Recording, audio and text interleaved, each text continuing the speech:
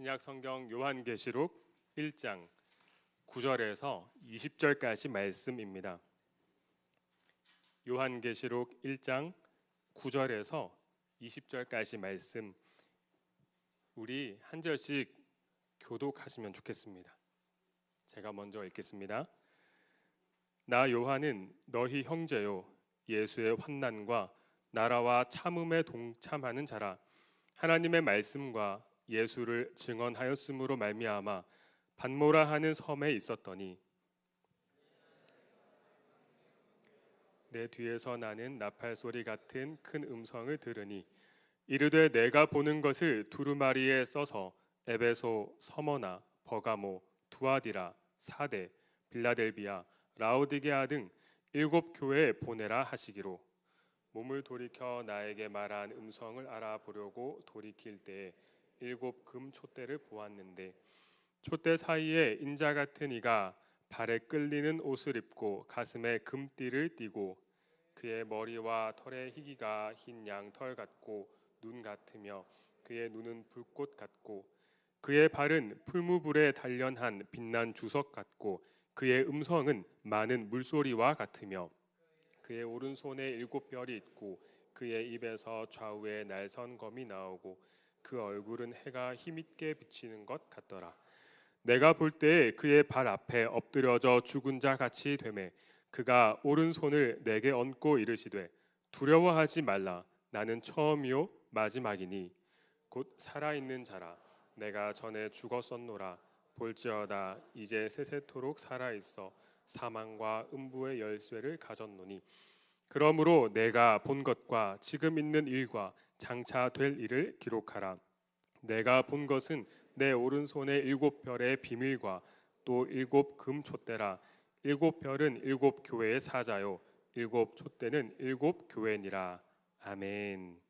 송기식 목사님께서 말씀 전해 주실 때 큰 은혜의 시간 되기를 축복합니다.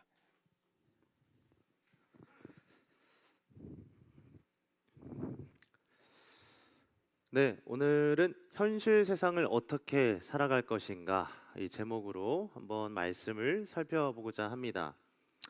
제목인데요. 혹시 노트 필기 하시는 분들은 이 제목을 앞에 쭉 적어놓고 설교 곳곳마다 이 제목을 떠올리면서 한번 물어보시면서 말씀을 들으면은 많이 도움이 될 것 같습니다. 화면 넘겨주세요. 현실 세상을 어떻게 살아갈 것인가. 지난 그 주일부터 1박 4일 동안 마하나임 봄 수련회가 있었죠. 여러분 어떻게 은혜 많이 받으셨습니까? 많이 받으셨어요? 받은 은혜를 어떻게 지속하고 살아가고 계십니까? 네, 이제 수요일 날 끝났으니 목, 금, 토, 주 4일밖에 지나지 않았는데요. 수련을 통해서 적었던 기도의 제목들이 응답되는 삶을 살고 계십니까? 갈수록 침묵이. 네. 은혜를 받는 것은 쉬운데 이 받은 은혜를 유지하는 것이 어려워요. 그렇죠. 주일 예배를 드리는 것은 쉽습니다. 나오면 됩니다. 근데 이 받은 은혜를 일주일 동안 유지하면서 삶 속에 살아가는 것은 쉽지 않습니다. 왜일까요? 왜일까요? 우리가 받은 은혜가, 우리가 받은 이 복음, 우리가 믿는 하나님이 능력이 없어서입니까? 그렇지 않죠. 우리가 사는 현실 세상이 그만큼 만만치 않다. 우리가 사는 현실 세상의 그만큼 우리가 믿음대로 살도록 내버려두지 않는다라는 것이죠. 현실 세상에 우리가 살다 보면은 받은 은혜를 금세 잊어먹게 됩니다. 하나님을 잊고 말씀을 잊은 채 현실에 집착하여 살아가게 돼요. 아주 강력합니다. 아주 강력해요. 그렇다면 우리는 이 현실 세상에서 어떻게 살아야 하겠습니까? 어떻게 하면 구원받은 자답게 은혜 속에 살아갈 수 있을까요? 이 질문 가지고 오늘 말씀을 보려고 합니다. 요한계시록입니다. 요한계시록은 요한이 하나님께서 보여주신 이 예수 그리스도의 계시, 예수 그리스도의 계시를 소아시아 7 교회에 보낸 편지의 내용입니다. 그 내용이 무엇입니까? 예수 그리스도께서 주와 왕으로 이 땅에 오셔서 악을 심판하고 의인을 구원하심으로 온전한 하나님의 나라를 완성하신다. 그래서 마지막 때를 사는 교회와 성도들은 끝이 가까우니 조금만 더 참고 인내해라. 악한 세상에서 믿음으로 승리하자. 이런 내용이에요. 한마디로 마지막 때를 사는 교회와 성도들을 위한 편지가 요한계시록입니다. 오늘 본문은요, 이 편지의 서론에 해당합니다. 편지의 서론. 서론의 시작인 9절 말씀을 한번 보겠습니다. 9절 말씀에 이렇게 나와 있죠. 나 요한은 너희 형제요 예수의 환난과 나라와 참음에 동참하는 자라. 하나님의 말씀과 예수를 증언하였으므로 말미암아 반모라 하는 섬이 있었더니. 요한이 자신에 대해서 먼저 설명하며 편지를 시작하고 있죠. 세 가지로 나눠서 볼 수 있습니다. 첫째, 나는 너의 형제다. 그렇죠? 나 요한은 너의 형제요. 이렇게 하니까요. 둘째, 예수의 환난과 나라와 참음에 동참하는 자다. 셋째, 나는 하나님의 말씀과 예수를 증언하였다. 이렇게 세 가지로 나누어서 자신을 소개하고 있습니다. 여기서 질문이 하나 생기더라고요. 예수 그리스도의 계시에 대한 내용이 담긴 이 편지인데, 이 편지의 서두에서 요한이 굳이 자신에 대해서 설명할 필요가 있었을까? 이것이 자기 자랑은 아닌가? 나 이 정도 섬겼고 이만큼 사역의 열매가 있다는 것, 이런 건 자기 PR하는 것인가? 그렇지 않습니다. 요한이 서두에서 자기를 이게 대해서 설명한 것은 자기 변호가 아니라요, 복음을 변호하는 거예요. 복음 변호입니다. 자신이 복음을 전한 것으로 인해서 지금 죄인의 신분으로 반모라는 섬에 유배되어 있습니다. 유배되어 살고 있는데 그것으로 인해서 복음이 오해 살까봐, 자신이 받은 예수 그리스도의 계시가 평가절하될까봐, 그래서 자신이 누구인지를 소개함으로 복음을 변호하는 겁니다. 복음을 변호하는 거예요. 그러면 요한이 변호했던 이 복음 변호의 이 세 가지 한번 자세히 살펴보겠습니다. 첫째 무엇이었습니까? 나는 너의 형제다. 이거였죠. 나는 너의 형제다. 9절 말씀입니다. 요한이 자기를 너희의 형제다 이렇게 소개하는 거예요. 나는 너의 형제야. 우리도 교회에서 서로에게 뭐 누구누구 형제님, 누구누구 자매님 이렇게 뭐 부르지 않습니까? 왜 그렇게 부르는지 아시나요? 여기에 대해서 한번 생각해 본 적 있으신가요? 어떤 근거로 형제요, 자매요 이렇게 말할까요? 여기에 대해서 예수께서 하신 말씀이 있습니다. 누가복음 8장 21절 말씀인데요. 이렇게 말씀하세요. 예수께서 대답하여 이르시되 내 어머니와 내 동생들은 곧 하나님의 말씀을 듣고 행하는 이 사람들이라. 하나님의 말씀을 듣고 행하는 것이 중요함을 말씀하시죠.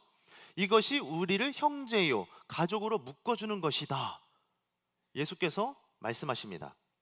함께 살고 있다고 해서, 함께 먹고 마시고 있다고 해서 예수의 가족이 아니다는 것이에요. 하나님의 말씀을 듣고 행하는 것이 중요하고, 그렇다면 그 누구든 형제요 자매인 것이다 라는 거죠. 우리가 같은 하나님을 예배하고 고백하고 있다면 우리 또한 그리스도 안에서 한 형제요 자매인 것이에요. 물론 우리가 공동체 생활을 하다 보면은 마음에 안 드는 부분이 있습니다. 마을에서, 사랑해서, 공동체에서 팀 사역을 하다가 불공평한 것들이 보일 때 있고요, 형제가 아닌 것처럼 느껴지고 이래저래 마음에 안 들 때가 있어요. 사람들과 관계를 맺으며 사귀어 가면서도 나와 가까워지는 사람이 있고요, 나와 멀어지는 사람이 있습니다. 그로 인해서 어떤 특정 그룹이 생겨나고요, 반대로 원수도 생겨납니다. 동의하십니까? 그러나 여러분 꼭 기억하십시오. 우리가 같은 믿음이 있다면, 여기서 전제가 중요합니다.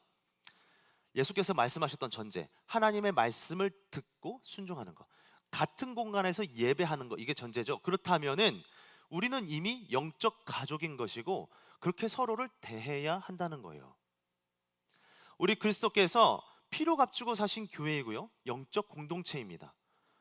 그러므로 서로를 복음으로 받아주고 용서해주는 이 연습과 훈련을 우리 가운데 해야 돼요.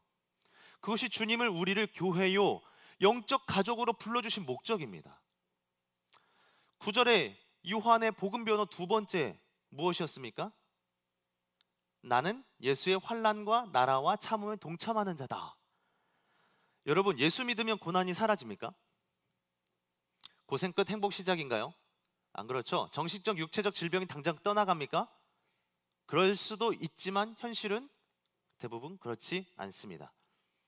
요한 그 자신의 인생도 그러했습니다. 그가 단지 복음을 전했을 뿐인데 지금 어디에 있는 거예요? 반모라는 섬에 갇혀 있습니다. 갇혀 지내고 있어요. 예수를 믿는 것으로 인해 환난당하고 있습니다. 그렇다면 이 땅의 교회도 한번 생각해 보겠습니다. 이 땅의 교회, 여러분 어떻습니까? 세상의 지탄을 막 받고 있죠. 사회적 신뢰도가 지난 시간에 보았지만은 바닥을 치고 있어요. 왜 교회가 이런 지경까지 이르렀습니까? 이 질문에 대해서 많은 사람들이 여러 가지를 이야기를 해요. 교회가 빛과 소금의 역할을 감당하지 못해서다. 믿는 자들의 삶이 형편없다. 지도자들의 도덕적인 타락 때문이다 등등. 대부분은 맞는 얘기예요. 맞습니다. 그렇다면 여러분, 타 종교는요, 기독교에 비해 더 낫다 말할 수 있습니까? 그렇지 않아요. 굳이 비교하는 것이 좀 그렇긴 합니다. 그러나 교회가 다른 종교단체들에 비해서 사회의 약자들을 더 많이 돌보고 애쓰고 수고하는 건 사실이에요. 그래도 믿는 자들이 이곳저곳에서 그 역할을 감당하려는 시도들을 많이 합니다. 물론 우리가 이 세상과 사람들의 비판에 항상 겸손해야 돼요. 겸손하게 반응해야 합니다. 그러나 그렇다고 우리가 가진 복음이 약해지거나 능력 없다 여겨져서는 안 돼요. 복음은 그 자체로 우리의 어떠함과 상관없이 능력이 있습니다. 믿는 우리가 복음을 포기할 수는 없어요. 그래서 이 요한이 자기 복음 변호의 두 번째를 얘기하면서 이 박해 시대를 살아가는 교회와 성도들에게 예수의 환난과 나라와 참음에 동참해야 한다, 이렇게 말하는 것이에요. 오히려 교회가 어려울수록 인내하고 그리스도의 고난에 동참하라는 것입니다. 오히려 더욱 겸손하게 주의 뜻을 구하며 적극적인 신앙으로 나아가라는 거예요. 요한의 세 번째 복음 변호가 이러한 이 적극적인 신앙과 연결되어 있습니다. 세 번째가 무엇이었습니까? 나는 하나님의 말씀과 예수를 증언하였다, 이거였죠. 적극적인 신앙의 모습, 복음에 동참하는 태도입니다. 요한은 자신이 가진 복음을 변호하면서 이 복음의 내용인 하나님의 말씀, 예수 그리스도의 증언함에 있어 한치의 망설임도 없었어요. 그는 복음을 전함에 있어 자기 변명을 하지 않았습니다. 무슨 박해가 있어서, 내가 밤모섬에 갇혀있기 때문에 힘들어서, 누군가의 모함 때문에 괴로워서, 수련회가 끝나고 피곤해서, 관계의 어려움 때문에 힘들어서 등등 자기를 변호하지 않았어요. 요한에게 중요한 것은 복음을 증거하는 것, 하나님의 말씀과 예수 그리스도를 증언하는 일이었습니다. 복음 변호예요. 그는 그리스도의 고난에 동참하는 일을 두려워하지 않았습니다. 우리는 자기 변호의 시대를 살고 있어요. 세상은 자기를 잘 포장해서 보여주는 것이 능력이라 말합니다. 그래서 여러분, 포트폴리오 계속 관리하잖아요. 자신의 커리어를 업그레이드 시켜야 돼요. 잘 포장해야 됩니다. 이것이 잘못됐다 말하는 게 아니에요. 필요 없다 말하는 것이 아닙니다. 그러나 우리가 현실 세상을 살면서 어쩌면 자기 변호에 더 치중하고 있지는 않은지, 복음을 변호함에 있어서는 한 발짝 뒤로 물러서 있지는 않은지 돌아봐야 해요. 16세기에 종교개혁이 일어났을 당시에 이 종교개혁자들이 외쳤던 것이 무엇인지 아십니까? 종교개혁자들이 외쳤던 거, 아드폰테스, 본질로 돌아가자, 말씀으로 돌아가자, 이거였어요. 이거 외쳤어요. 그래서 그들이 이 말씀과 진리에서 어긋난 현실을 마주한다 그러면은 정면 돌파했습니다. 저항했어요. 카톨릭의 행위를 강요하는 이 신앙 행태에 저항했고, 사회의 억압과 폭력에 저항했습니다. 그래서 당시의 세상은 그들을 가리켜서, 예수 믿는 자들을 가리켜서 프로테스탄트, 저항하는 자들이라고 불렀어요. 그게 지금 개신교의 신앙 전통으로 우리에게까지 이렇게 내려온 것 아닙니까? 다시 한번 말씀드리지만 이 개혁자들은요, 말씀과 진리의 기준으로 저항했어요. 말씀과 진리의 기준입니다. 자기 기준이 아니에요. 나의 감정이 아닙니다. 자기 변호 아닙니다. 오직 복음을 위해 했던 결단과 행동이었다는 거예요. 그것이 오늘 우리 신앙의 근간, 뼈대를 형성하고 있습니다. 작년에 소울기도 때 했던 시리즈 중에 혹시 그 파이브 솔라 기억하시나요? 복음의 5가지 핵심 기둥. 종교개혁자들이 이렇게 저항하면서 정립했던 복음의 5가지 기둥이었거든요. 혹시 기억하십니까? 무엇이었나요? 5가지 무엇이었습니까? 네, 좋습니다. 오직 성경, 예. 오직 그리스도, 오직 예수 그리스도, 오직 은혜, 오직 믿음, 오직 하나님께 영광. 이 5가지였죠. 복음을 변호하면서 저항했던 그들의 이 신앙이 5가지 핵심 기둥에 잘 녹아 있습니다. 그들은 복음을 변호하는 데 있어 죽음도 두려워하지 않았어요. 사랑하는 여러분, 여러분은 복음을 변호하는 삶을 살아가고 계십니까? 어떠십니까? 우리는 자기의 유익을 구하며 자기를 변호하는 것이 아니고 복음의 증인으로 부름받은 사람들임을 기억해야 합니다. 그러므로 세상에 타협하여서 이 복음을 부인한 자가 되어서는 안 돼요. 이 삶의 문제가 짙어질수록 우리는 더욱 복음에 동참해야 됩니다. 세상 현실이 나를 올가매고요, 옥죄어 올수록 우리는 더욱 십자가 복음 앞에 서야 되는 줄 믿습니다. 아멘이십니까? 9절 말씀을 통해서 복음을 변호하는 삶을 살아야 된다, 우리가 이제 깨닫게 되죠. 그렇다면 질문은 이것이에요. 현실 세상에서 어떻게 복음을 변호하며 살 수 있습니까? 복음을 변호하며 살아야 된다는 건 알겠는데 어떻게 그게 가능할까요? 어떻게 우리 삶에서 복음의 증인의 이 삶을 살아낼 수 있겠습니까? 어렵죠. 여전히 어렵습니다. 그래서 우리에게 필요한 것이 있어요. 성령입니다. 성령. 성령 하나님의 도우심이 필요합니다. 10절 말씀을 한번 보시길까요? 이어지는 10절 말씀이 이렇게 나옵니다. 주의 날에 내가 성령에 감동되어 내 뒤에서 나는 나팔 소리 같은 큰 음성을 들으니. 9절에서 앞에서 요한은 자신이 소유한 복음을 변호했습니다. 그 다음에 이것이 그의 삶에서 가능했던 이유를 10절에서 말하는 거예요. 무엇입니까? 성령의 감동. 성령의 감동이에요. 사도 요한은 성령에 감동하여 이 핍박을 견디어낼 수 있었고요, 반모섬에 갇혀 있는 동안에도 7교회에 보내는 편지를 쓸 수 있었습니다.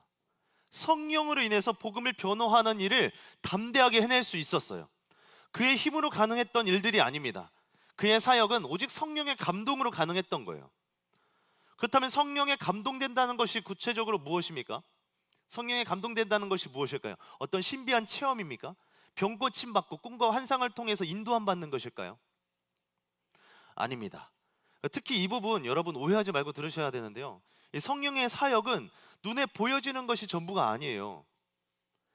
요즘 그 너튜브에 보면은 소위 뭐 치유 집회라는 이름으로 은사 운동을 하시는 분들의 이 집회 영상이 올라오는 것을 종종 봐요. 저도 이제 쭉 많이 봤는데 굉장히 우려가 되더라고요. 이 장풍 비슷한 것을 쏘면서 멀쩡했던 사람이 막 쓰러지기도 하고, 보셨어요? 귀신 들린 사람이 있다면서 앞으로 나오게 해서 그에게 안수하고 귀신이 막 떠나가게 하고 막 등등, 이 장면을 보여줘요, 유튜브에서. 이런 장면을 우리가 어떻게 바라보아야 하겠습니까? 제가 성령의 이 사역을 부정하는 게 아니에요. 성령의 사역이 외적인 현상으로 나타나기도 합니다. 지금도 예수 그리스도의 이름으로 기도하면은 귀신은 쫓겨나고요, 병 고침의 역사는 일어나요. 성령의 역사는 일어납니다. 기적은 일어납니다. 저도 싱가포르의 한인교회에서 사역했었기 때문에 이 주변 선교지에서 이런 일들이 일어나는 것을 종종 소식으로 접하기도 했고요, 저도 그 현장에 종종 있었어요. 경험했습니다. 그러나 여러분, 이 모든 것을 가리켜서 성령에 감동되었다, 성령의 사역이다 말할 수 없어요. 사탄도 성령의 사역을 따라할 수 있습니다. 사탄도 예수 그리스도를 주라 불렀어요. 가짜 기적을 일으킬 수 있습니다. 문제는 어떻게 분별하는 거예요. 어떻게 하면 진짜와 가짜를 분별할 수 있겠습니까? 어떻게 해요? 이번 수련회 주제가 혼돈의 시대 혼돈의 시대 분별의 기술이었잖아요. 그렇죠? 혼돈의 시대 분별의 기술. 영적 혼란을 겪고 있는 이 시대 가운데 어떻게 이런 가짜들을 분별해낼 수 있겠냐는 거예요. 결국엔 말씀이죠.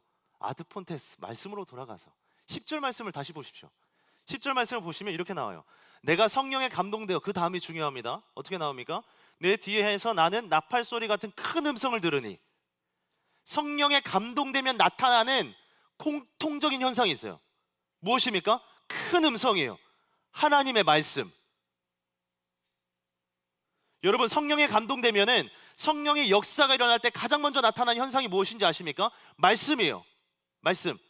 말씀이 우리 삶 가운데 선명하게 들려지고 이해되기 시작해요. 분별의 기준은요, 하나님의 말씀에 있어요.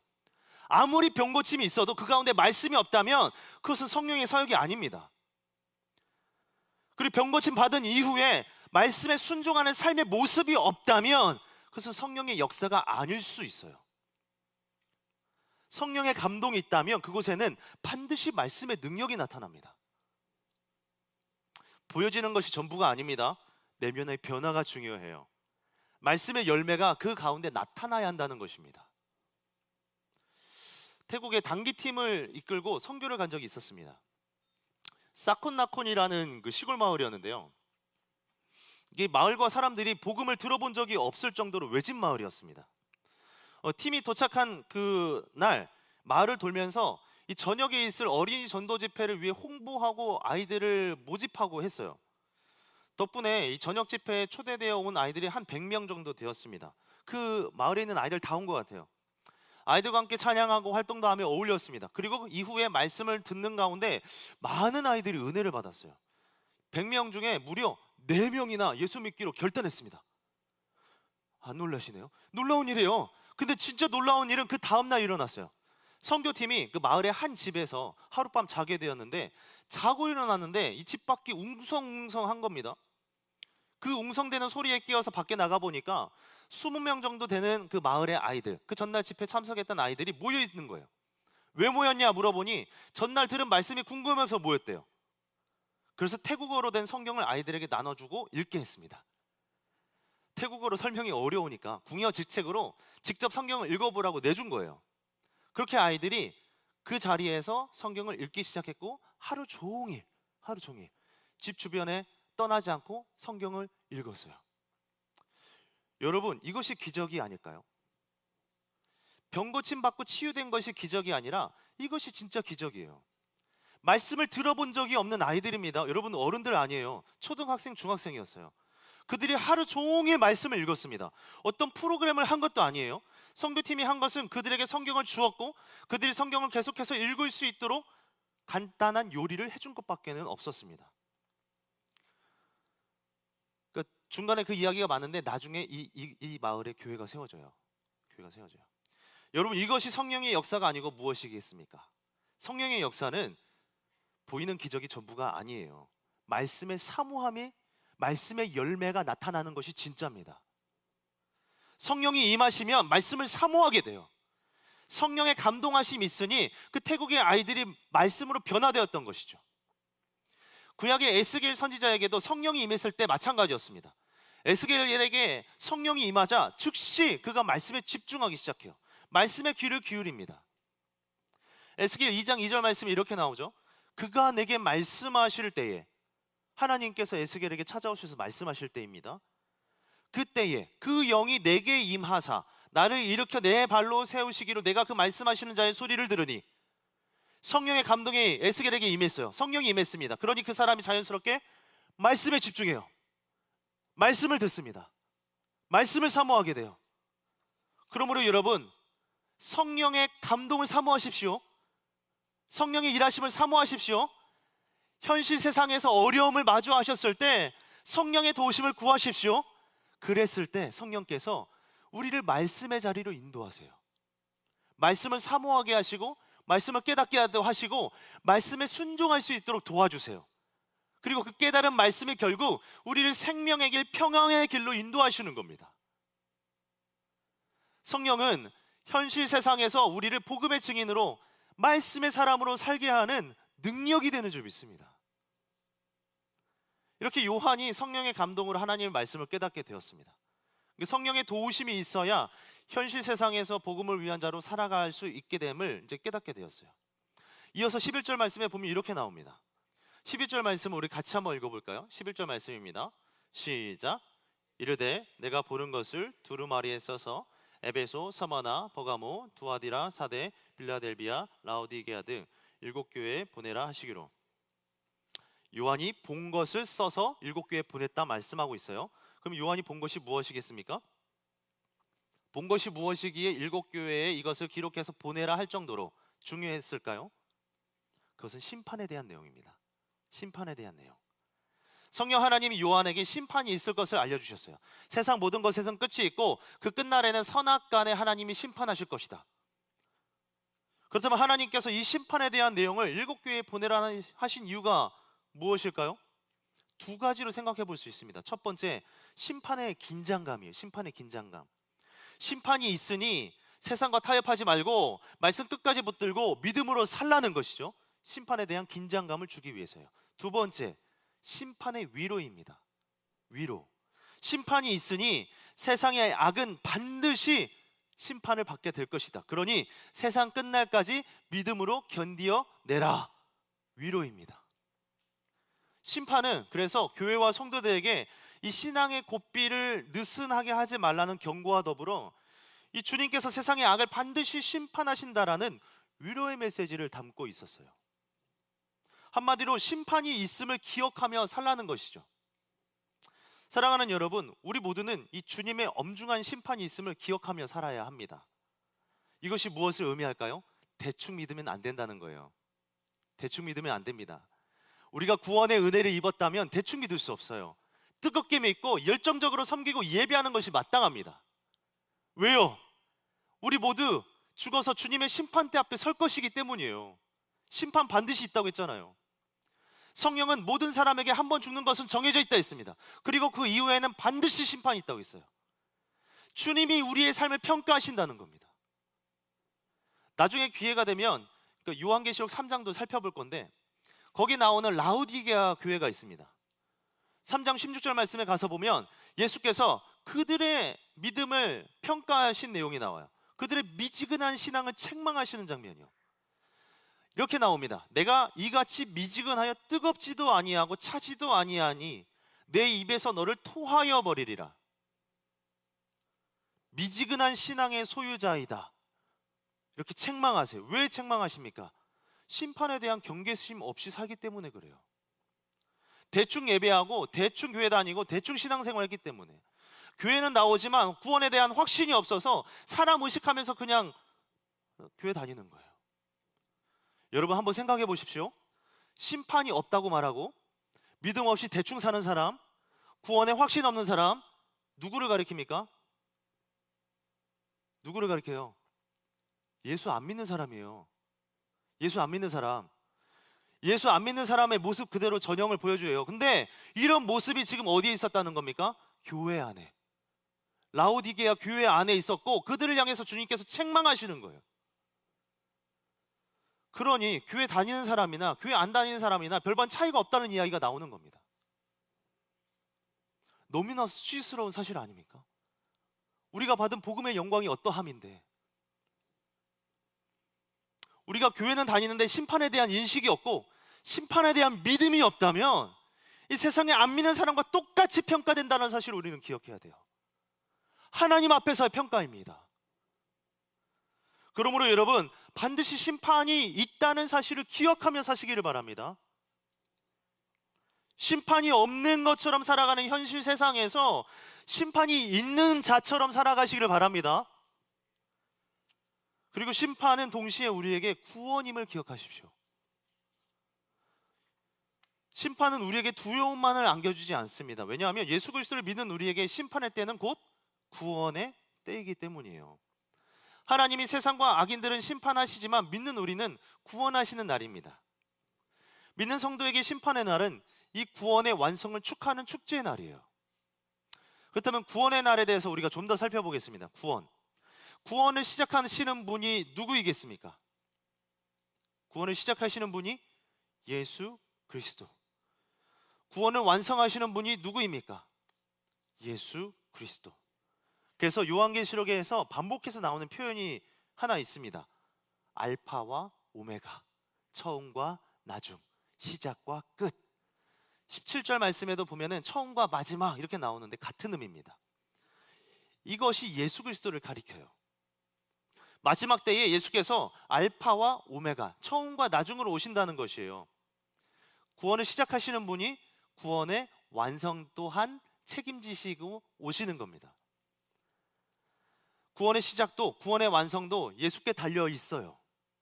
우리가 여기에 대한 믿음이 있어야 합니다. 구원을 시작하신 예수께서 지금도 구원의 완성을 위해 일하고 계시다는 믿음이에요.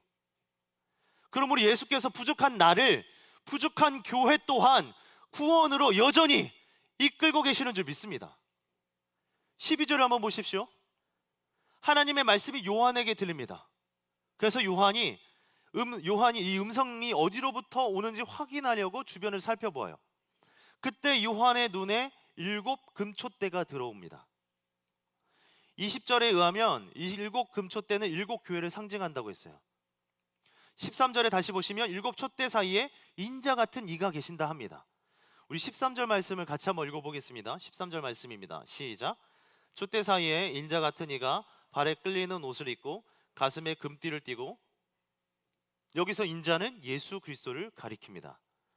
예수께서 7 촛대로 상징되는 이 교회 사이를 누비고 계세요. 이것이 무엇을 의미하겠습니까? 예수께서 교회들을 돌보고 계십니다. 이것을 의미하는 거예요. 그냥 대충 돌보는 것이 아닙니다. 불꽃 같은 눈으로 돌보신다 성경이 말하고 있어요. 14절 말씀에 나오죠.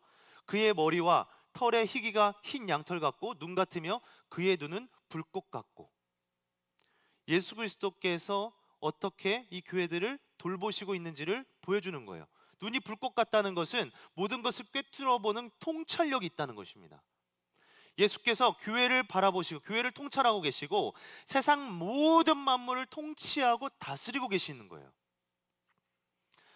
계속해서 요한이 예수 그리스도께서 어떤 모습으로 교회를 돌보시는지를 묘사합니다. 15절에 보시면 또 나오는데요. 그의 발이 나오고 그의 음성이 나와요.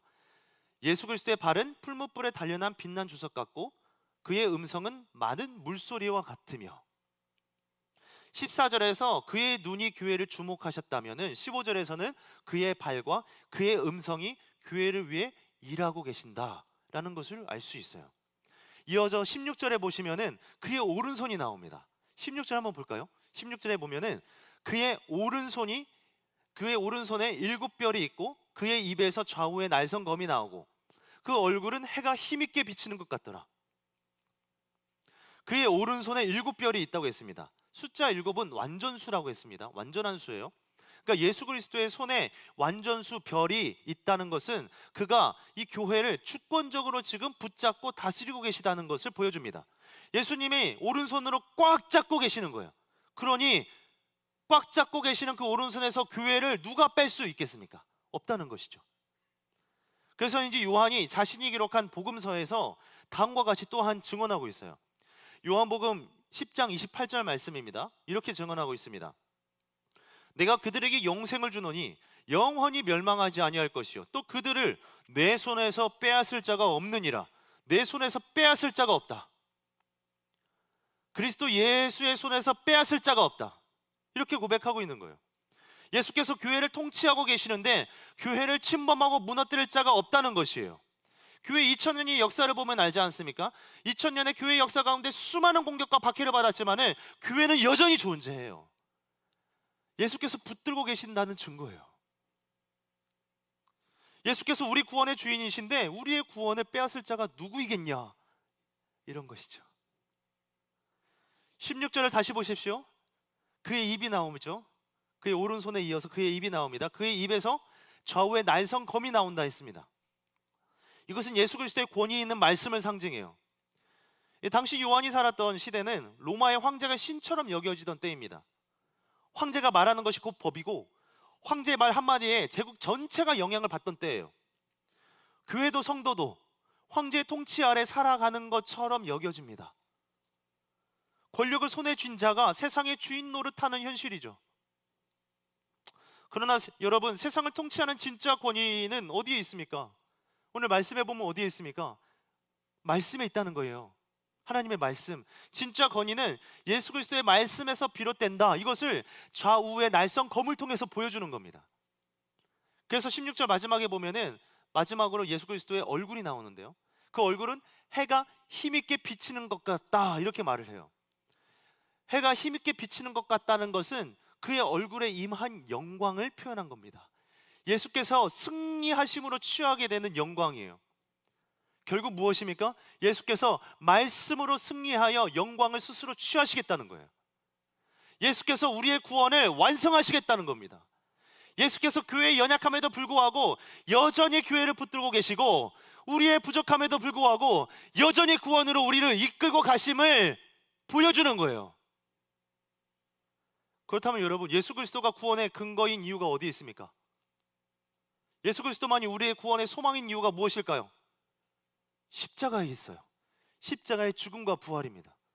승리하신 그리스도. 예수 그리스도는 십자가에서 죽으실 뿐 아니라 죽음을 이기고 부활하셨어요. 이것이 우리의 소망이라는 거예요. 우리에 앞서 예수께서 이미 죽음을 이기고 승리하셨어요. 그러니 이것이 죽음과 같은 현실 세상을 살아가는 우리에게 소망이 되는 겁니다. 17절 말씀 한번 보십시오. 어떻게 나옵니까? 내가 볼 때에 그의 발 앞에 엎드려져 죽은 자 같이 되매 그가 오른손을 내게 얹고 이르시되 두려워하지 말라 나는 처음이요 마지막이니. 요한이 죽은 자와 같이 되었다 이렇게 말을 합니다. 왜 죽은 자와 같이 되었습니까? 지금 하나님 예수 그리스도의 계시의 말씀이 요한에게 부어진 거잖아요. 그 계시의 내용이 무엇이라고 했습니까? 주님의 심판하실 거에 대한 내용이라고 했습니다. 심판이 있을 것이다 요한이 듣고 보았는데 그 스스로의 힘으로는 그 모든 것을 감당할 수 없는 거예요. 아, 주님, 이 심판 내가 어떻게 감당합니까? 내 형제 자매가 심판받아 죽겠다는데, 심판하시겠다는데 내가 그것을 어떻게 감당할 수 있겠습니까? 하나님의 심판대 앞에 서서 살아남을 자가 누구이겠습니까? 그 누가 하나님 앞에서 나는 의롭다, 나는 죄 없다 말할 수 있겠습니까? 그러니 요한이 스스로 죽은 자처럼 된 거예요.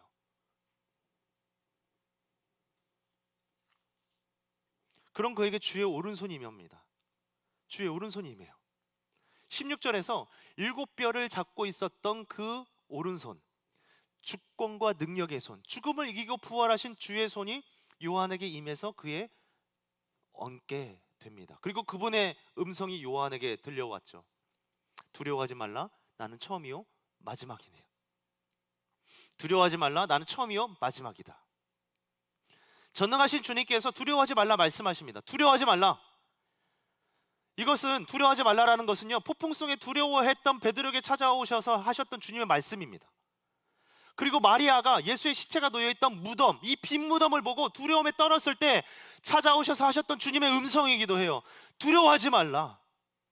이것은 단순히 어떤 이 두려워하는 이들을 안심시키는 이 말씀 정도가 아닙니다. 두려워하지 말라, 우리의 믿음을 회복시키시고 복음의 증인의 삶을 살도록 하는 능력의 말씀이에요. 사랑하는 여러분, 구원은 주께 속해 있습니다. 구원의 주권은 하나님께 있기 때문에 우리가 두려워할 필요가 없는 거예요. 이미 승리하신 예수께서 우리와 함께 하시기에 우리는 두려워할 필요가 없어요. 이어지는 18절 말씀에 보면 이 승리하신 예수께서 스스로를 가리켜서 살아있는 자라 선언하세요. 18절 말씀 우리 같이 한번 읽어볼까요? 18절 말씀입니다. 시작. 곧 살아있는 자라 내가 전에 죽었었노라 볼지어다 이제 세세토록 살아있어 사망과 음부의 열쇠를 가졌노니. 전에는 죽었었지만 지금은 살아있는 거예요. 영원토록 살아계신 하나님입니다. 하나님께서 스스로를 가리켜서 영원토록 살아계신 분이라 말하는 거예요. 여기에 대해서 유명한 신앙 고백이 있죠. 베드로가 했던 신앙 고백, 마태복음 16장 16절 말씀, 여러분 다 아시는 고백이죠. 시몬 베드로가 대답하여 이르되 주는 그리스도시요 살아계신 하나님의 아들이시니이다. 과거의 하나님이 아니라 지금 이 자리 가운데 살아 역사하시는 하나님의 아들이십니다. 과거에 내가 경험했던 하나님이 아니라 오늘 현재를 살아가는 내가 지금도 경험해야 할 그 살아계신 하나님이십니다. 그러므로 우리가 해야 될 것이 무엇입니까? 신앙의 고백이에요. 삶에서의 신앙 고백. 두려워하지 말고 구원의 주를 고백하는 것이죠. 이 세상의 죄악, 거짓, 탐욕, 세상의 차별 앞에 두려워하지 말고요, 살아계신 하나님을 당당하게 고백하는 거예요. 복음을 변호하는 삶입니다. 현실 세상에 낙담하고 좌절할 때마다 그러므로 여러분 믿음의 주요 우리를 온전케 하신 그 예수를 바라보십시오. 여러분 두려워하지 마십시오. 죽음을 이기고 부활하신 예수 그리스도가 우리의 능력이 되시는 줄 믿습니다. 이미 승리하신 그리스도와 함께 우리는 살아가는 거예요. 이미 승리하신 예수 그리스도와 함께 이 현실 세상에서 우리는 보장된 승리의 길을 걸어가는 것입니다. 요한이 주의 날에 성령에 감동되어 이 부활의 주를 만났습니다. 그리고 핍박받는 교회들을 향해서 이 승리하신 그리스도의 복음, 이 그리스도의 복음이 담긴 편지를 써서 보내라는 명령을 받고 보내요. 마지막 19절 말씀의 내용이죠. 19절 말씀에 이렇게 나옵니다. 그러므로 내가 본 것과 지금 있는 일과 장차 될 일을 기록하라. 내가 본 것과 지금 있는 일과 장차 될 일에 대한 기록, 이 기록을 하며 교회들에게 보내라, 이런 명령을 받게 됩니다. 그의 편지는 소아시아 7교회에 전해졌을 것입니다. 편지를 받은 교회와 성도들은 어떻게 되었을까요? 분명 위로를 얻었을 거예요. 현실 세상은 여전히 어렵고 고통이지만 주님은 반드시 이 땅에 오셔서 악인들을 심판하실 것이기에 요한이 전한 복음은 그들에게 위로가 되었을 것입니다. 현실 세상은 여전히 거짓과 폭력이 난무하지만 주님께서 반드시 그들을 마지막 날에 심판하시길 것이기 때문에 요한이 전한 복음은 그들에게 소망이 되었을 것입니다. 바라기는 사랑하는 마하나임 청년 여러분, 여러분의 인생이 이처럼 요한처럼 위로와 소망의 복음을 전하는 복된 인생 되기를 소망합니다. 이것이 말씀을 기록하는 인생이에요. 말씀을 기록하는 인생. 자기의 이력을 기록하고 자랑하는 인생 말고요. 복음을 기록하고 다른 이들에게 복음을 기록해 주는 사람. 복음의 말씀을 다른 이들에게 전달하는 인생. 나의 유익을 위해 사는 것이 아니라 다른 이들을 구원하는 생명으로 인도하는 것. 이를 통해 교회가 다시 살아나고 무너졌던 공동체가 다시 한번 구원의 소망으로 일어나는 것. 여러분, 내가 하는 거 아니에요. 지금까지 말씀 쭉 들으셨잖아요. 부활의 주님께서 나와 함께 하십니다. 이미 승리하신 예수께서 나와 함께 하시면서 승리의 길로 나를 인도하세요. 그 복음의 증인의 삶을 살아갈 수 있도록 도와주십니다. 그렇게 일하실 겁니다. 말씀을 맺습니다. 하나님이 저와 여러분을 복음으로 부르셨습니다. 하나님이 저와 여러분을 복음으로 부르셨습니다. 예수 그리스도를 믿는 믿음으로 구원을 주셨고 생명을 주셨어요. 여기에는 이유가 있어요. 어떤 이유입니까? 복음을 위해 살아. 복음을 변화하는 자로 살아라. 더 이상 뒤로 물러서지 마십시오. 그러므로 우리는 마땅히 주가 사랑하신 이 교회를 위해 복음을 위해 살아야 되는 줄 믿습니다. 현실 세상은 만만치 않습니다. 수련회 이후 우리의 삶의 환경은 느끼고 경험하고 계시겠지만 여전히 척박합니다. 기도의 응답은 여전히 더딘 것처럼 느껴지고 주일 예배 이후에 내일부터 마주할 우리의 현실 상황은 여전히 거칠 거예요. 그러기에 주께서 말씀하십니다. 주의 성령의 감동으로 살아가야 된다 말씀하셨잖아요. 성령을 의지할 때 말씀이 깨달아지고 말씀의 길로 인도함 받을 수 있습니다.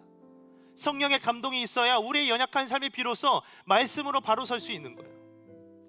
그리고 죽음을 이기고 부활할 승리하신 그 예수 그리스도를 의지하십시오. 승리하신 예수를 바라보십시오. 그분의 승리가 나의 승리가 될 수 있도록 간구하십시오.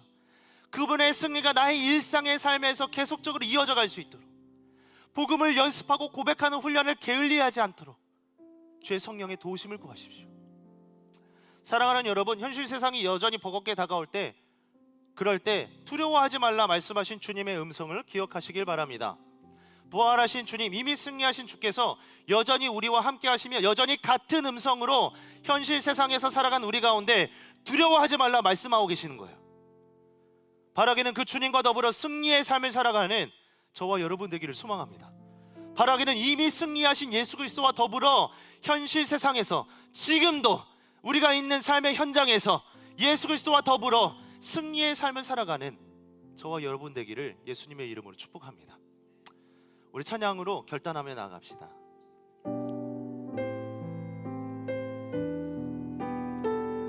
우리 다 같이 그 자리에 일어나서 주님 앞에 섭시다. 말씀 앞에 섭시다. 요한을 통해서 허락하여 주셨던 그 계시의 말씀은 오늘 우리에게도 동일하게 주어진 말씀이에요. 우리는 자기를 변호하는 인생이 아니라 복음을 변호하는 인생, 말씀 앞에서 살아가는 인생들인 것입니다. 우리 결단하며 주님 앞에 우리의 고백을 올려드립시다. 말씀 앞에서, 말씀 앞에서 경외함으로 주께 홀로 섭니다. 생명의 말씀 읽고 순종해 주를 예배합니다. 다시 한번 말씀 앞에서, 말씀 앞에서 경외합시다. 주님을 경외합시다. 주께 홀로 섭니다. 생명의 말씀, 생명의 말씀 읽고 순종해 주를 예배합니다. 기록된 말씀, 기록된 말씀 힘이 있어서 진리로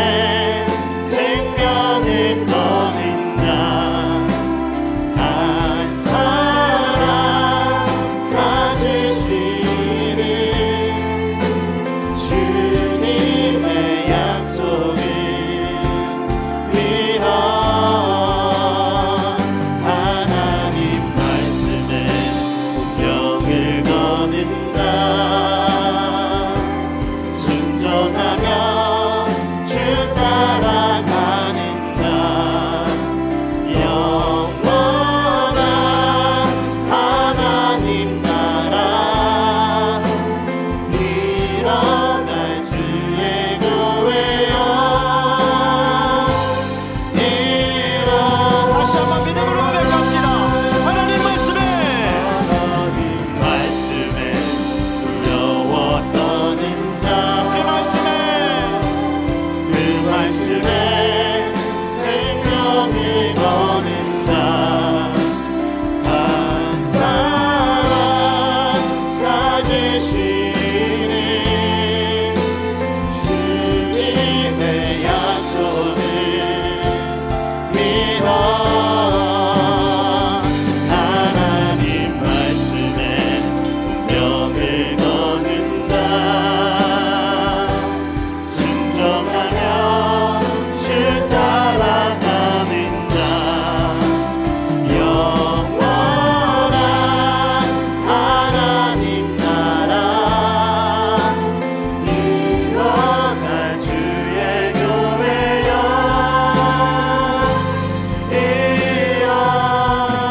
일어나라. 우리 말씀을 기억하며 기도의 자리에 나갑시다. 여러분의 삶이 무너진 것처럼 느껴지십니까? 은혜를 받았는데 어떻게 유지해야 될지 몰라 전전긍긍하며 계시지는 않습니까? 교회가 힘이 없어 여전히 소망 없는 것처럼 보이지는 않습니까? 주가 교회를 돌보고 계시며 여전히 소망 없어 보이는 저와 여러분의 삶을 붙들고 계심을 믿으시길 바랍니다.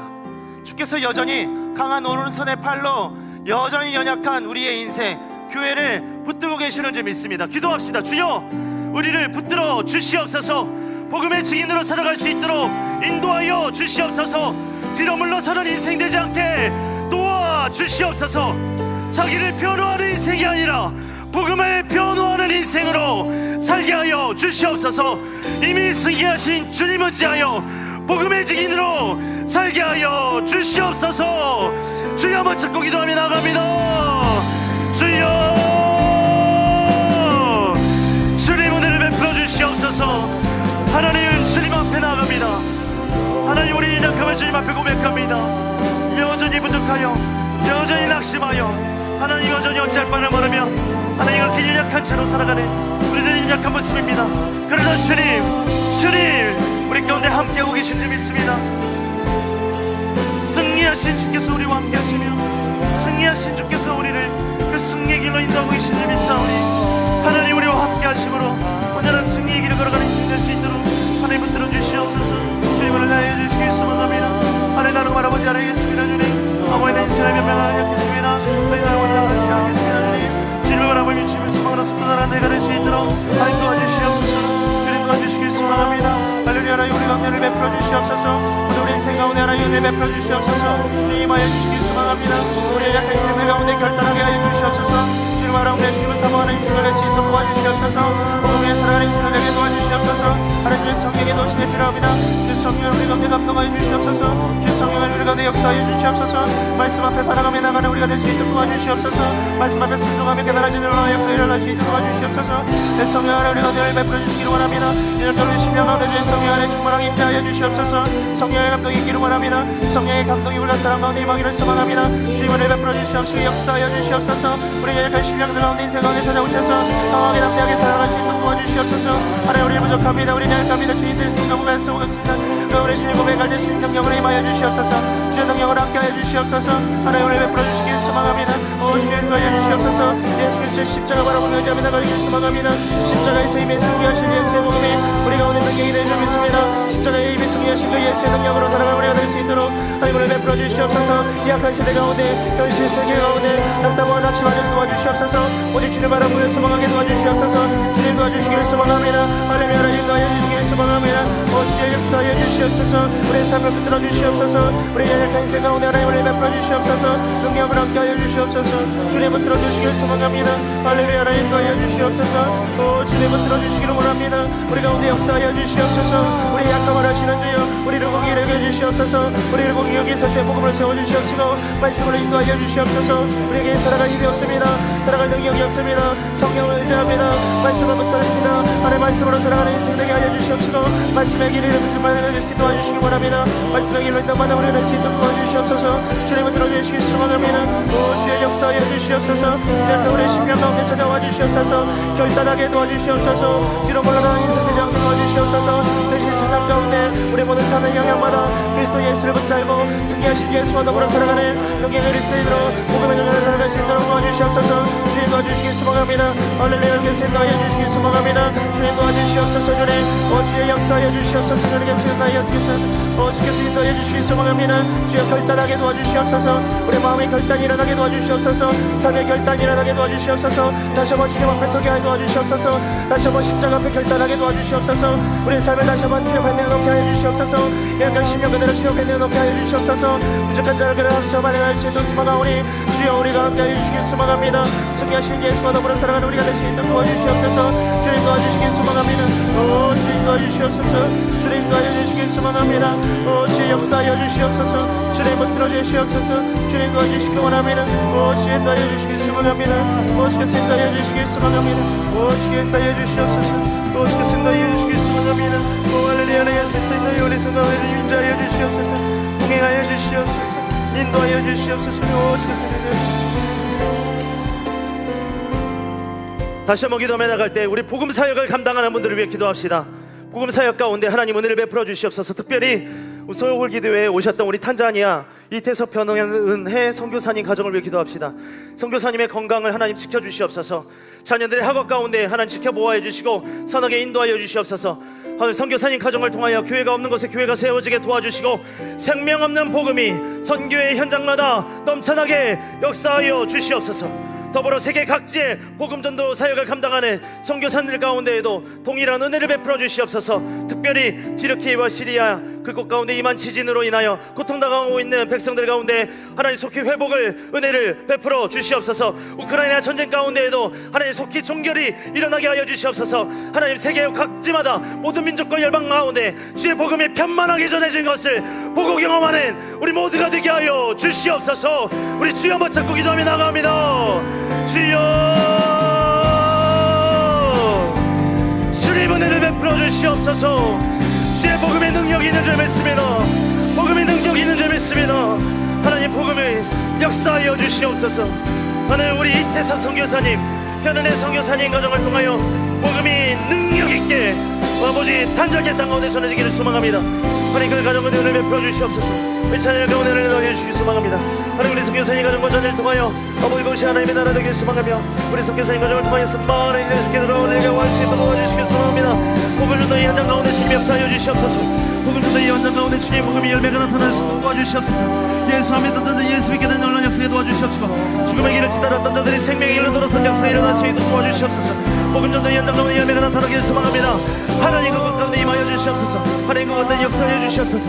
하나님 은혜 베풀어 주시기 소망합니다. 세계가 궁마나 하나님 은혜 베가나 복음이 얼마나 더 지능하나 하나님 주의 은혜 주시기 소망하오니 주의 은혜 베풀어 주시옵소서. 성교 현장마다 주님이라여 주시옵소서. 우리 나라 민족과 열방 가운데 주의 복음이 편만하게 전하기를 소망합니다. 원하는 복음이 세계와 열방과 민족 가운데 편만하게 전하기를 소망합니다. 원하는 복음이 이 땅 가운데 역사하기를 소망합니다. 주님 은혜를 베풀어 주시옵소서. 하나님 특별하게 튀르키예와 아버지 시리아 땅을 놓고 기도하며 나아갑니다. 그 땅에 임한 지진으로 인하여 아버지 지진으로 인하여 고통하고 있는 자들이 있습니다. 하나님 그런 가운데 임하여 주시옵소서.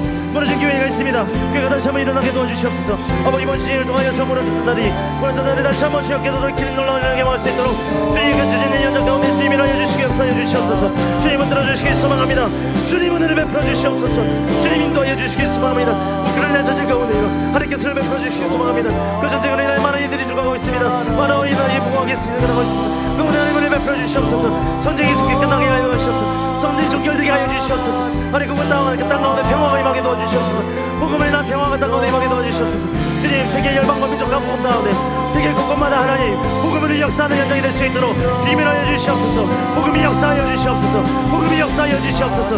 예수 그리스도의 복음이 역사하여 주시옵소서. 주님을 내시기 소망합니다. 주여 우리의 기도를 사용하여 주시옵소서. 우리의 기도를 사용하여 주시옵소서. 우리의 기도에 응답하여 주시옵소서. 우리의 기도에 역사하여 주시옵소서. 우리의 기도에 사용하여 주시기 원합니다. 주님 은혜를 베풀어 주시옵소서. 주여 역사하여 주시옵소서. 주님 은혜를 베풀어 주시옵소서. 오 주께서 함께하여 주시길 소망합니다. 할렐루야. 주님 은혜를 베풀어 주시옵소서. 오 주께서 인도하여 주시길 소망합니다. 오 주님 은혜를 베풀어 주시옵소서. 오 주께서 역사하여 주시옵소서. 복음이 열매가 맺어 주시기 소망합니다. 아니 이 땅 가운데 복음이 열매가 일어나길 소망합니다. 국민 세대가 일어나길 소망합니다. 말씀을 붙들고 만드는 세대가 일어나길 소망합니다. 말씀의 목숨을 거는 세대들이 일어나길 소망합니다. 세계 곳곳마다 하나님 세계 선교지마다 말씀을 붙들고 말씀의 세대가 일어나길 소망하오니 주여 저들 복음으로 들어주시옵소서. 말씀으로 세워주시옵소서. 복음의 열매가 모든 여정 가운데 일어날 수 있도록 하나님께서 일하여 주시길 소망합니다. 오 주님 더 이어 주시옵소서. 우리 마지막으로 한 번 더 기도하며 나갈 때 우리 공동체를 위해 기도하며 나갑시다. 하나님 우리 마하나임 주님 주의 강한 오른손의 팔로 붙들어 주시옵소서. 하나님을 예배하는 마하나임 함께 사랑하는 마하나임 되게 하여 주시옵소서. 우리 마을과 사랑에 하나님 주의 성령의 감동하심이 있게 하여 주시옵소서. 모든 미움 다툼 시기 질투가 떠나게 하여 주시옵시고 온전히 성령의 하나 되게 하심을 힘써 지키며 나가는 복음의 증인 복음의 변호하는 자들 마하나임 공동체 되게 하여 주시옵소서. 우리 주여 한번 찾고 기도하며 나갑니다. 주여 주님 인도하여 주시옵소서. 우리 공동체 가운데 하나님 주께서 함께하여 주시기를 소망합니다. 하나님 은혜를 베풀어 주시옵소서. 복음이 필요한 자들이 있습니까? 다시 한번 복음으로 저들을 일으켜 주시옵시고 낙심한 자들이 있습니까? 그 낙심된 자들의 마음을 일으켜 주시고 위로하여 주시고 회복을 명하여 주시옵소서. 주님 말씀의 능력이 있는 줄 믿습니다. 주의 말씀이 그 약한 심령들 가운데 솟아날 때 하나님 말씀으로 회복을 경험하는 우리 하나님 공동체 되는 줄 믿습니다. 하나님 그 가운데 회복을 명하여 주시옵소서. 말씀으로 회복되게 하여 주시옵소서. 주의 말씀 앞에 나아오게 하여 주시옵소서. 하나님 아버지 그 가운데 반복이 있습니까? 갈등이 있습니까? 하나님 미움이 교실수가 있습니까? 그 가운데 하나님 함께 하여 주시옵소서. 성령의 하나 되게 하심을 힘써 지키며 나가는 우리 하나님 공동체 되게 하여 주시옵소서. 주님 도와주시기를 원합니다. 하나님을 뜨겁게 예배하는 우리가 되게 하여 주시옵소서. 함께 서로 사랑하며 하나님 안에서만 머무는 것이 아니라 우리의 삶의 곳곳마다 복음의 증인의 삶을 살아내는 우리 하나님 공동체 시대를 낼 수 있도록 하나님께서 붙들어 주시옵소서. 그 가운데 주님 역사하여 주시옵소서. 하나님 우리를 사용하고 계시는 줄 믿습니다. 부족한 우리를 붙들고 주님 오른손을 붙들고 사용하고 계신 줄 믿습니다. 주님 역사하여 주시옵시고 우리를 그 삶의 모든 영역마다 귀하게 주님의 복음의 도구로 하나님의 복음을 표현하는 자로 살아갈 수 있도록 하나님께서 일하여 주시옵소서. 우리 공동체를 붙들어 주시옵소서. 주의 강한 오른손의 팔로 붙들어 주시옵소서. 모든 불법이 떠나가게 도와주시옵시고 모든 것이 떠나가게 도와주시옵시고 모든 악함이 떠나가게 도와주시옵시고 오직 하나님의 말씀만이 있다고 뜻하며 오직 하나님의 이름만이 높임만 우리 공동체 될 수 있도록 하나님께서 인도하여 주시옵소서. 주님 일하여 주시옵소서. 주님 역사하여 주시옵소서. 주님 붙들어 주시옵소서. 주님 인도하여 주시옵소서. 주님 도와주시옵소서. 주님 도와주시옵소서. 우리와 함께하여 주시옵소서. 승리하신 주와 동행하게 하여 주시옵소서. 주님 인도하여 주시옵소서. 오 주의 역사하여 주시옵소서. 오 주님 도와주시옵소서. 오 주님 도와주시옵소서. 오 주님 도와주시옵소서. 하나님께서 인도하여 주시옵소서. 주여 역사하여 주시옵소서. 오 주님 도와주시길 원합니다. 하나님 도와주시옵소서. 우리 가운데 주님 도와주시옵소서. 오 주님 도와주시옵소서. 할렐루야. 하나님 인도하여 주시옵소서. 방황한 자들이 주님 믿음에 따라가는 주님 찾아가 주시옵소서. 회복을 명하여 주시옵소서. 오시겠습니다. 우리 목자들을 붙들어 주시고 사랑장들을 붙들어 주시옵소서. 우리 임원들을 붙들어 주시옵소서. 우리 목회자들을 붙들어 주시옵소서. 성령에 붙들린 사역자를 되게 하여 주시옵소서. 오시겠습니다. 오시겠습니다.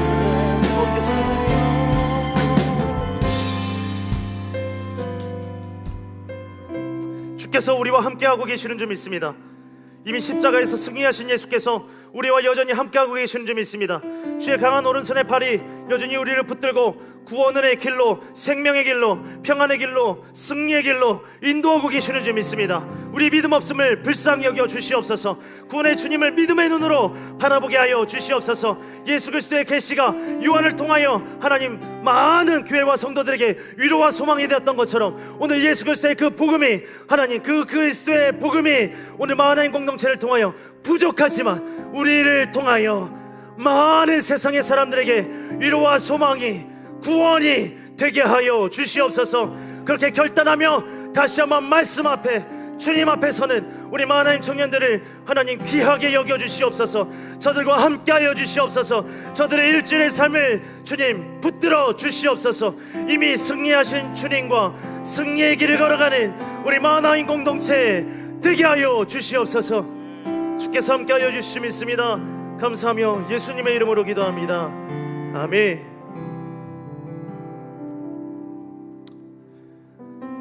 우리 찬양하며 준비하신 우리 헌금 주님 앞에 올려드리겠습니다.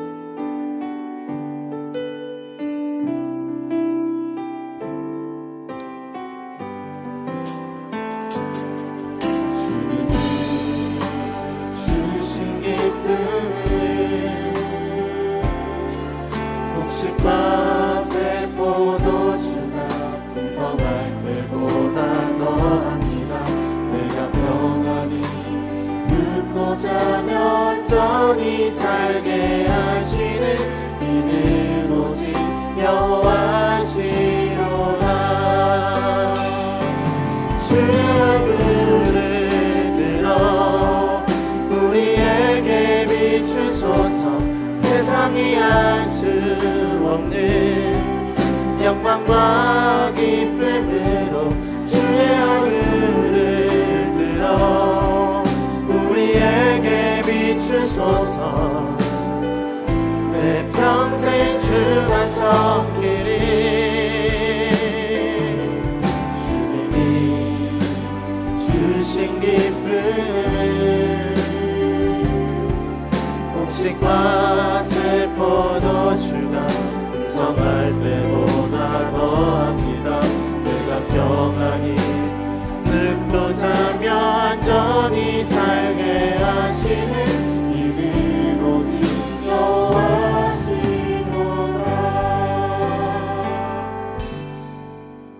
주님, 우리의 가진 모든 것을 주님 앞에 드립니다. 하나님, 연약하지만 부족하지만 하나님, 우리가 하나님께 드린 이 헌금, 우리의 마음 하나님 받아 주시옵소서. 그리고 마음껏 사용하여 주시옵소서. 하나님의 나라와 뜻을 위해 사용되어지는 청년의 인생, 마하나임의 청년들 되게 하여 주시옵소서. 함께 하실 줄 믿습니다.